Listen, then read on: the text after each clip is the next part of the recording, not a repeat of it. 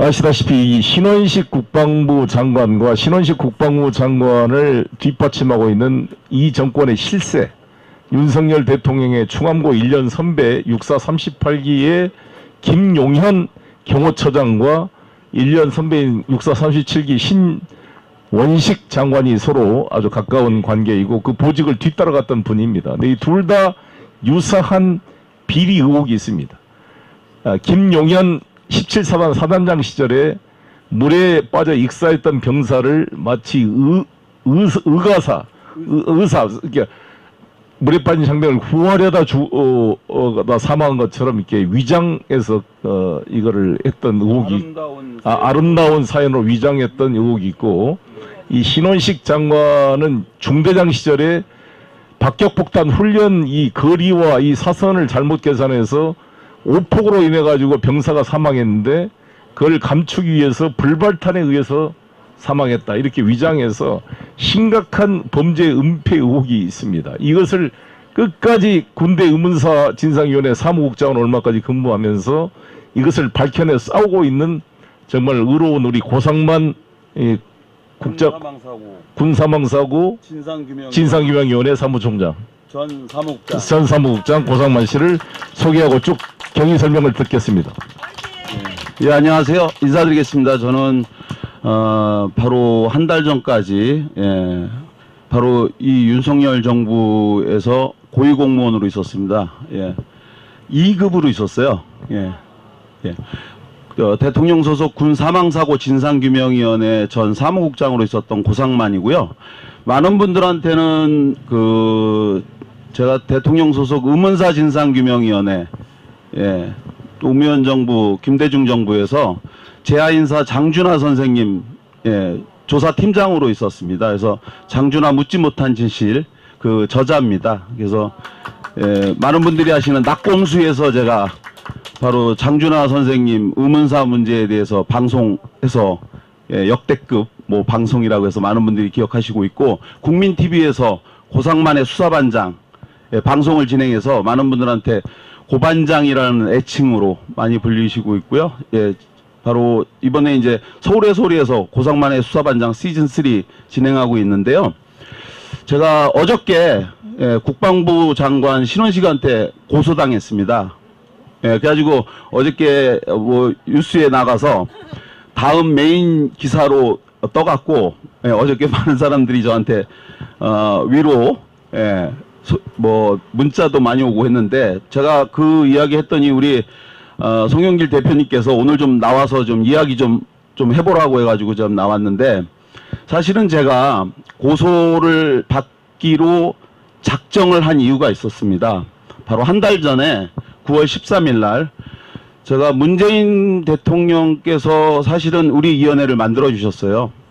대한민국에는 1948년도 11월 30일 국군조직법이 만들어진 이후에 군복을 입고 대한민국을 위해서 군인으로서 애국을 다했지만 아무런 국가적 예우를 받지 못하고 그야말로 개죽음, 참담한 표현인데 아무런 예우를 받지 못하고 죽어간 군인이 약 39,000명이 있습니다. 정말 놀랍고 충격적인 건데요. 이것을 연도로 나눠보면 한 해 평균 약 350명 정도가 숨진 겁니다.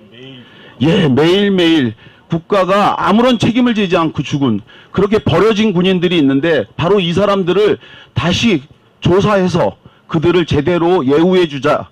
이거를 저희가 이등병의 엄마라고 하는 연극을 제가 만들어서 2017년도에 대학로에서 연극을 만들었고, 이 연극을 제가 만들어서 공연을 했을 때 당시에 영부인신 김정숙 여사께서 당선되시고 처음으로 외부 행사로서 이 연극을 보러 와주셨어요. 그래서 그게 당시 사회적 이슈가 돼서 진상규명 특별법이 제정될 수 있는 힘이 됐고, 그래서 만들어진 위원회가 바로 우리 위원회입니다. 그 위원회가 만들어지고 나서 약 2년이 지나가던 2020년 9월 달이었어요. 밤 11시쯤에 우리 위원회가 진정 제보를 받는 게 2년으로 마감이 되는 날인데 바로 전날 밤에 모르는 번호로 저한테 전화가 왔는데 그 전화를 받으니까 정말 뜻밖의 제보가 들어온 겁니다. 어떤 분이 저한테 하시는 말씀이 제가 오늘 우연히 텔레비전을 보고 38년 전 제가 군복무를 할 때에 당시 중대장이었던 사람이 국회의원이 된 거를 처음 알았다는 거예요. 전남 순천에 자기가 근무를 하고 있는데, 그런데 자기가 바로 만 38년 전 군복무를 할 때 이런 일이 있었다는 거예요. 자기 후임병인 입대한 지 석 달밖에 안 된 이등병이 포천에 있는 승진훈련장에서 공지 합동훈련을 할 때 하늘과 땅에서 비행기로 폭격을 하고 땅에서는 박격포를 쏘면서, 그리고 나서 보병이 진격훈련을 하는 승진훈련장에서 훈련을 하고 있을 때에 박격포를 잘못 쏴갖고 한 이등병이 맞고 몸이 반쪽이 날아가서 숨진 그런 큰 사고가 났는데, 당시 이것을 40mm 유탄 발사기에서 쏜 불발탄을 밟고 그 병사가 자기 실수로 죽은 걸로 조작한 사건이 있었다. 근데 그때 당시에 이것을 모든 이 군에 있는 간부들하고 중대장이 자기 실수로 그냥 이것을 갖다 입막음을 해갖고 차마 그때는 무서워서 누구도 말을 못하고 그냥 이것을 그냥 넘어간 사건이 있는데, 바로 그때 그 중대장이 지금 국회의원이 돼서 텔레비전에 나온 걸 보고 이것을 좀 제보하려고 해서 자기가 알아보니까 고상만 씨가 바로 군사망사고 진상규명위원회 사무국장을 한다고 누가 알려줘서 이 번호를 알았다. 이걸 좀 조사해달라고 하길래 제가 여기다 지금 전화하시면 안 되고 내일이 마감일이니까 제가 지금 여기다 링크를 보내드릴 테니 우리 위원회에다가 바로 제보를 해달라. 근데 내일이 마감일이니 시간이 없다. 그냥 빨리 하셔라. 근데 전 처음에 이거를 믿을 수가 없었어요. 왜냐하면 그 사람이 얘기했던 중대장이 바로 누구냐면 당시 야당 국방위 간사이고 지금 국방부 장관이 된 신원식입니다. 그런데 아무리 그래도 그렇지 때가 어느 때인데 85년도라고 해도 그 많은 사람들이 있는데 설마 박격포를 맞고 죽은 사람을 불발탄을 밟고 죽은 걸로 조작을 했을까? 믿을 수가 없었어요. 결론적으로 말씀드리겠습니다. 시간이 없으니까. 저희 위원회가 3년간 조사를 했어요. 그리고 38년 동안 아무도 말을 못하고 사실은 그 비밀을 참고 참았던 그 일반 그 순수한 전우들이 마침내 입을 열었습니다. 그리고 그 사건이 일어나고 나서 당시 철도 공무원이었던 그 아버지가 처음에는 가니까 자기 아들이 사고가 나서 죽었는데 그 처음에 부대를 갔더니 이 사람들이 사고로 죽은 걸로 처음 이렇게까지 그렇게 하려고 한 것도 아니었더라고요. 제가 그 유족을 통해서 들은 다른 그 분을 통해서 얘기를 들어봤더니 더 충격적인 얘기를 들었어요. 뭐라고 얘기했냐면 세상에 가니까 그 아버지가 그 사망한 그 망인의 동생 되는 사람한테 말을 하기를 그 부대에 있는 그 간부가요, 당신 아들이 자살하려고 일부러 불발탄을 밟고 죽었다라고 얘기를 했다는 거예요. 그러니까 오히려 그 말을 들은 옆에 있는 헌병 수사관이 화를 냈다는 거예요. 그건 너무 심한 거 아니냐고. 그러니까 말을 바꿔서 아니 사고가 났다고. 그러니까 우리가 순직 처리해 줄 테니 그냥 가시라고. 이렇게 동의해 주냐고. 그래서 세상에나 어떻게 처리했다는 건 줄 아세요? 사람이 죽으면 그래도 3일장 하는 거 아닙니까? 10월 24일 바로 다음 주 화요일이 만 38주기 기일입니다. 그런데 10월 25일 10월 24일 낮 4시 45분에 죽은 이 이등병을요, 다음날 10월 25일 오전 11시에 화장하고 장례를 끝낸 거예요. 이건요 그냥 사건을 은폐해버린 거예요. 그리고 그런데 왜 그 아버지가 왜 3일장도 아니고 그렇게 하고 돌아가실 수밖에 없었는 줄 아세요? 당시 이게 박종철 열사 아버지하고 똑같아요. 제가 육아역 간사를 했습니다. 91년도에.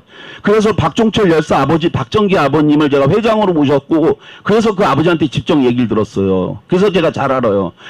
박종철 열사 아버지가 종철이 형을 똑같이 이렇게 하루 만에 화장을 하고 임진강에다가 그 유해를 뿌리면서 울면서 그 막내 아들인 종철이를 유해를 뿌리면서 울면서 얘기했어요. 철아 잘가 그래. 이 아버지는 아무 할 말도 없대이라고 하면서 울면서 뿌렸는데 왜 그랬느냐.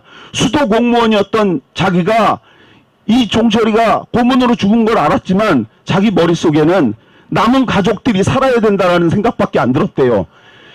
이 아버지도 똑같았던 거예요. 철도 공무원이었어요. 직업이. 그러니까 덤빌 수가 없었던 거예요. 그래서 지금 이 당시에 대대장과 헌병 수사관들이 지금 따지면서 얘기하는 게 뭐냐. 그 유족도 하루 만에 다 인정하고 집으로 돌아갔는데 고상만 네가 뭔데 따지냐. 진상규명위원회 왜 니네가 나서 따지냐라고 하면서 우리한테 3천만 원 민사소송과 지금 고소를 했거든요. 천만의 말씀입니다. 이 우리한테 지금 사실은 우리가 봤습니다라고 하면서 얘기하는 이 증언해주는 전우들 5명이 5명이나 제보했어요. 예, 이 사람들이 우리한테 와갖고 증언하는 하면서 말하는 게 뭔지 아세요? 저희가 정말 38년 동안 죄책감에 시달렸습니다. 한순간도 잊을 수 없었습니다. 왜? 자기네가 그리고 후에 그 사건 나고 나서 서부역으로 휴가를 나왔더니 그 아버지가 자기네들을 기다리고 있었대요. 이 아버지가 그렇게 하고 돌아와서는 석 달 동안 서울 서부역으로 나가서 오뚜기 마크 8사단 마크를 단 군인만 보면 쫓아가서 내 아들 승남이를 아냐고 나온 군인들만 보면 쫓아갔던 겁니다. 이게 진실인 거예요. 그래서 제가 왜 이 이야기를 나와서 서울의 소리와 그리고 유튜브에 나가서 신원식이 고소하는 걸 뻔히 알면서도 말을 하고 결국은 어저께 고소장을 받았느냐. 9월 13일 날 제가 위원회 마침 대국민 보고회를 하고 나오려고 하는데 사무실로 그들이 보내온 우리 위원회 조사관을 상대로 하는 3천만 원짜리 민사 소송장이 온 거예요. 우리 이거 조사하는 동안에 그 여자 조사관 얼마나 고통받았는지 아십니까? 신원식 씨가 자기가 뭐라고 얘기하는 줄 아세요? 자기는요, 인사청문회에 나와서도 얘기했어요. 거짓말이랍니다. 우리 위원회가 조사한 이 결과 거짓말이래요. 박격포 쏜 적 없대요. 85년 10월 24일 3시 35분에 날아온 박격포를 봤다는 당시 전우 5명의 증언이 있어요. 그런데 인사청문회에 나와서 자기는 전 국민이 보는 인사청문회에 나와 박격포 쏜 적 없답니다. 우리 위원회 조사가 잘못됐대요. 그러면서 하는 말이 뭐라고 하느냐. 그날 1시 이전에 박격포를 쐈고 3시 35분에는 박격포를 쏜 적이 없기 때문에 따라서 3시 35분에 이 이승남이라고 하는 사람은 맞을 수가 없는 거다. 따라서 만약 이것이 사실이 아니라면 자기는 그 순간 국방부 장관직에서 사임하겠다라고 당당하게 얘기했습니다. 자, 그런데 왜 제가 지금 여기서 이 이야기를 자신 있게 할 수 있는지, 그리고 대통령 소속 군사망사고 진상규명위원회는 진상규명 결정문을 통해 이 사건은 조작 왜곡되었다라고 공식적으로 발표했느냐? 바로 그날 3시 35분에 중대장 신원식으로부터 명령을 받아 이 포를 쐈다는 포대장의 진술을 확보했기 때문입니다. 그리고 그 포대장에게 중대장으로부터 무전을 받아 포를 쏘라고 지시한 화기소대장의 진술도 확보했습니다. 자, 화기소대장과 포대장의 진술을 왜 우리가 확보했는데 이 두 사람 왜 우리에게 진술을 해주는지 아십니까? 이 두 사람이 지난 38년 동안 자기가 정말 죄책감에 시달렸대요. 왜? 이 사람들은 사실 정말로 이 진술하면 자기네들이 처벌받는 거거든요. 우리가 쏜 포 때문에 이 사람이 죽었다고 정말 괴로웠대요. 그런데 이 사람들이 진술한 거예요. 이렇게 세상에 저는 지금까지 대통령 소속 의문사 진상규명위원회 1기, 2기와 제야인사 장준하 선생 조사관으로 일했습니다. 2006년부터 10년까지 대통령 소속 친일 반민족 행위자 재산조사위원회에서 4년간 조사관으로 일을 했습니다.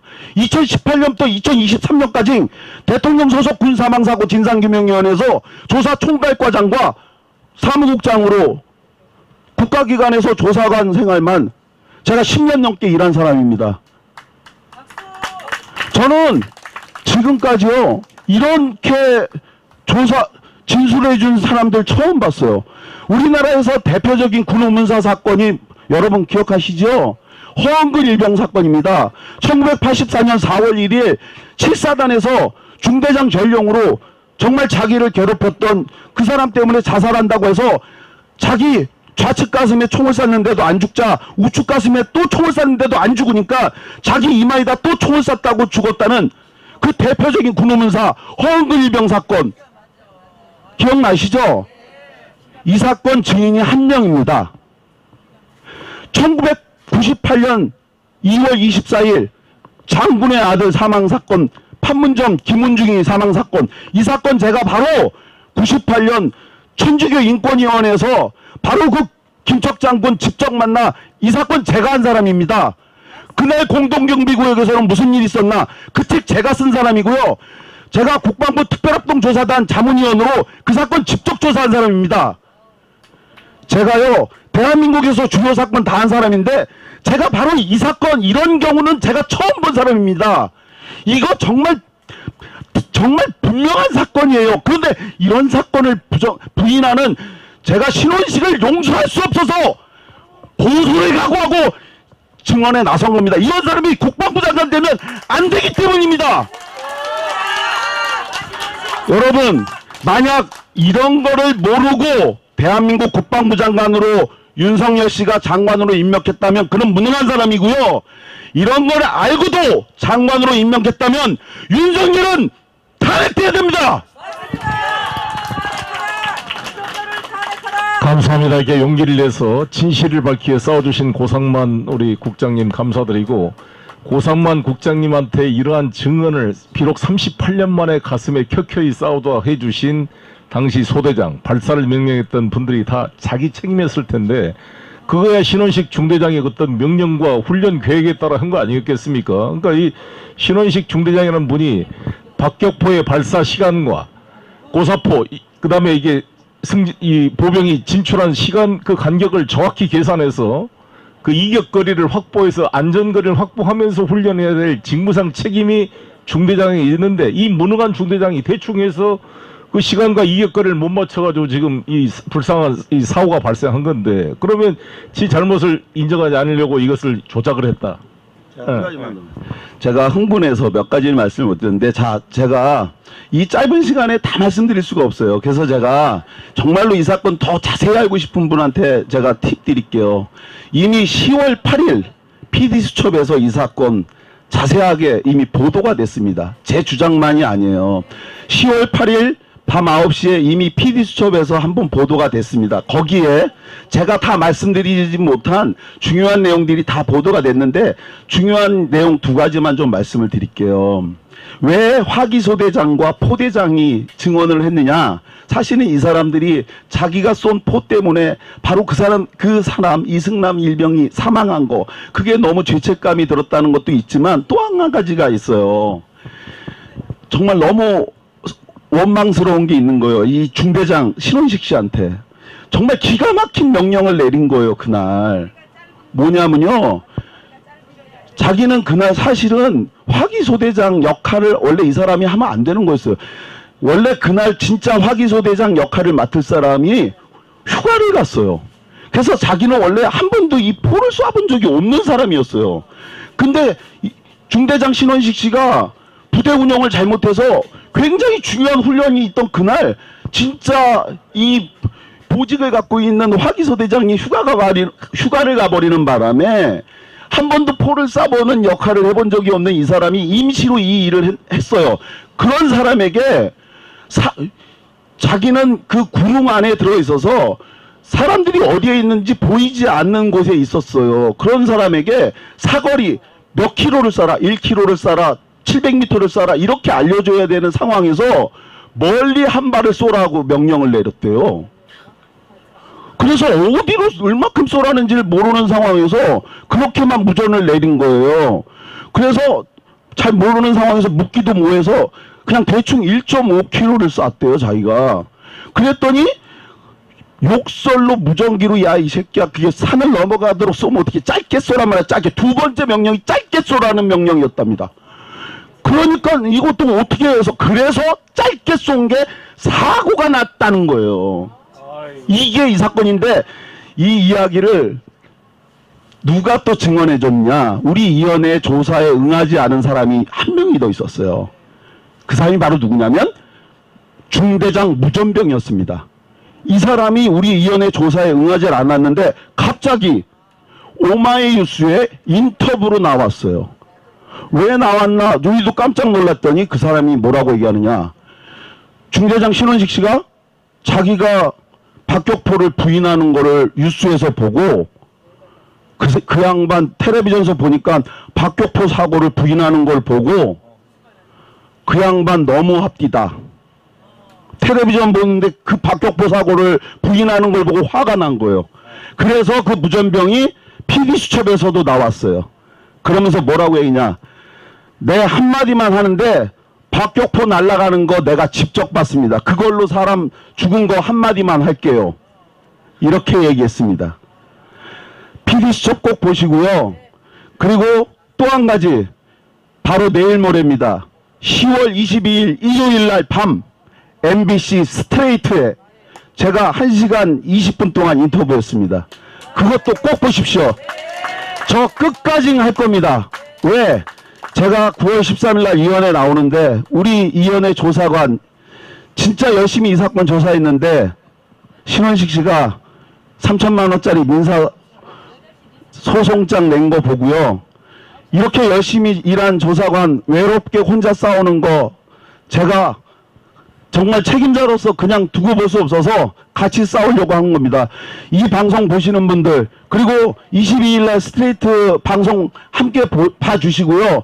용기 내서 증언해 주신 우리 전후 이 5분들 그리고 우리 함께 진상규명위원회에서 열심히 조사한 우리 조사관들 그리고 저까지 함께 좀 지켜주시고 이 정권하에서 우리 송영길 대표님 또 이 정권하에서 고통받는 분들 함께 좀 지켜주십시오. 그래서 이 정권 반드시 탄핵시키고 제대로 된 민주사회 그리고 인권사회 만들어서요.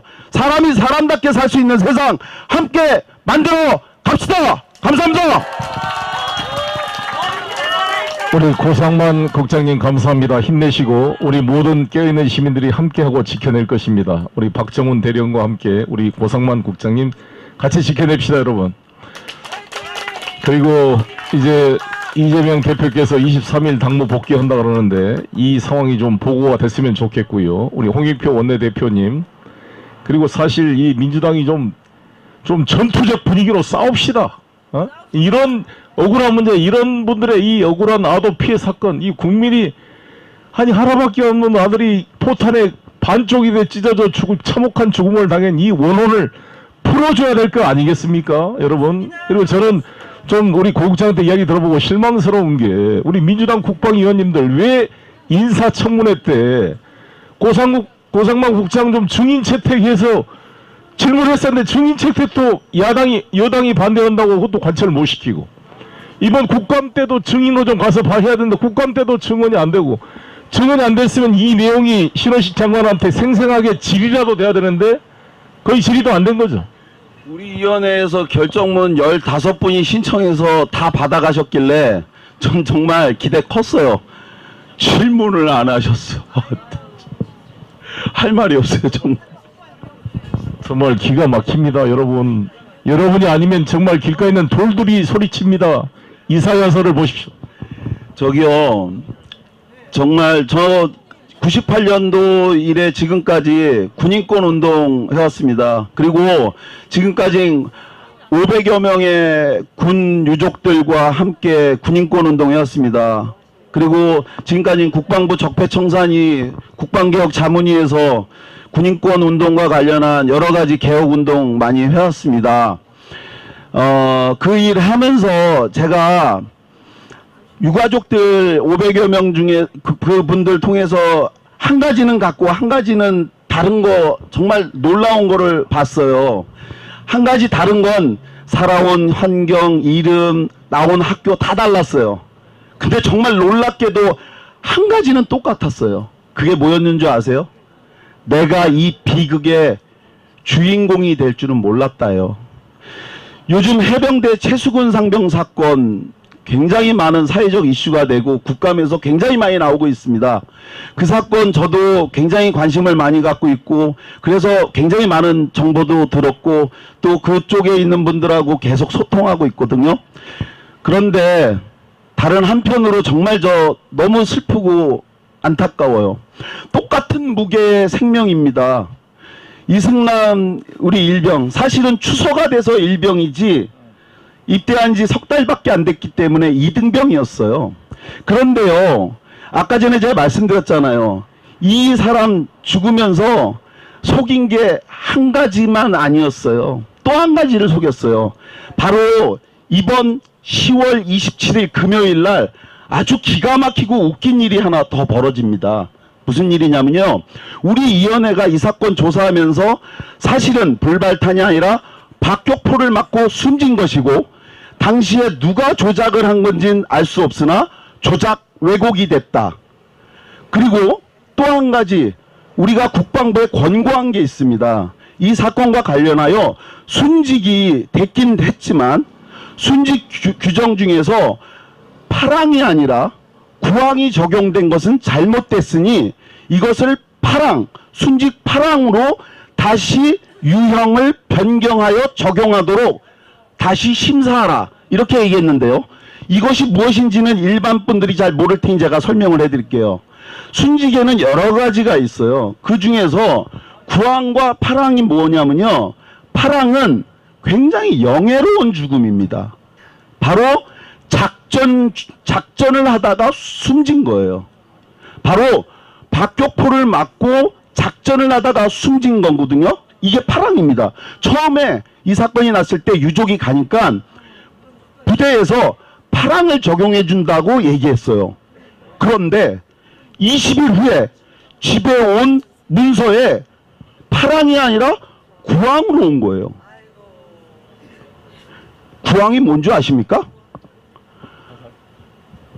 사고로 자기 실수에 의해서 숨진 거예요. 바로 이거를 조작한 겁니다.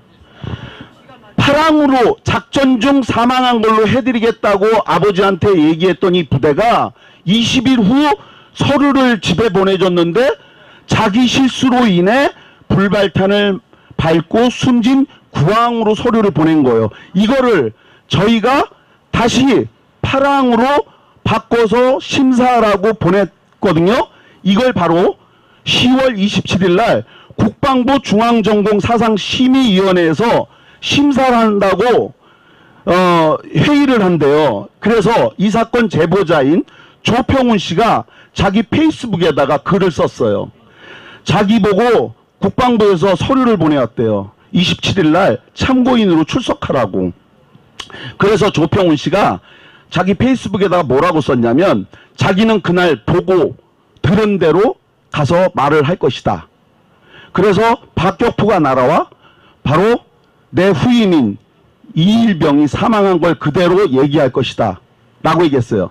자, 이 이야기를 하는데 여러분, 자, 지금부터 기가 막힌 말씀을 드리겠습니다. 자, 여러분 잘 들으십시오. 전 세계 어디에서 가해자가 피해자를 심사하는 것을 보셨습니까? 대한민국에선 그 일이 가능합니다.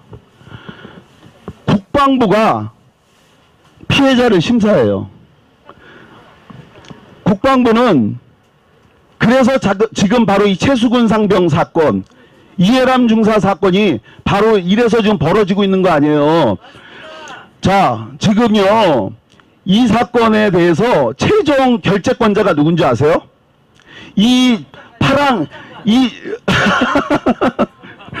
지금요, 이거요, 구항을 파랑으로 최종 결정권자가요, 신원식 국방부 장관이에요.